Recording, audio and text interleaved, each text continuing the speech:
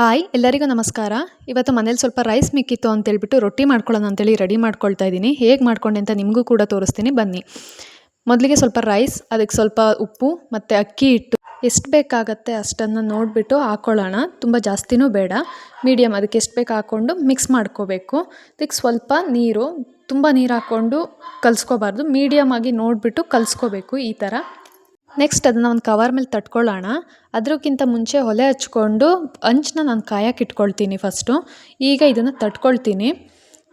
Cover ಮೇಲೆ ಸ್ವಲ್ಪ ನೀರು ಅಥವಾ ಎಣ್ಣೆನ ಹಾಕ್ಕೊಂಡು ನೀಟಾಗಿ ತಟ್ಕೊಂಡ್ರೆ ರೌಂಡ್ ಶೇಪಲ್ಲಿ ಬರುತ್ತೆ ಈ ಥರ.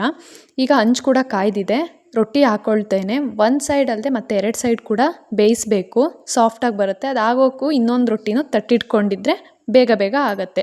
ಈ ಥರ ಇವಾಗ ಸಾಫ್ಟಾಗಿ ರೊಟ್ಟಿ ನನಗೆ ರೆಡಿಯಾಗಿದೆ. ಈ ವಿಡಿಯೋ ನಿಮ್ಗೆ ಇಷ್ಟ ಆಗಿದ್ದರೆ ಕಮೆಂಟ್ ಬಾಕ್ಸಲ್ಲಿ ಕಮೆಂಟ್ ಮಾಡಿ, ಲೈಕ್ ಮಾಡಿ, ಲೋಜಾ ವ್ಲಾಗ್ಸ್ನ ಸಬ್ಸ್ಕ್ರೈಬ್ ಮಾಡೋದನ್ನ ಮರಿಬೇಡಿ. Thank you.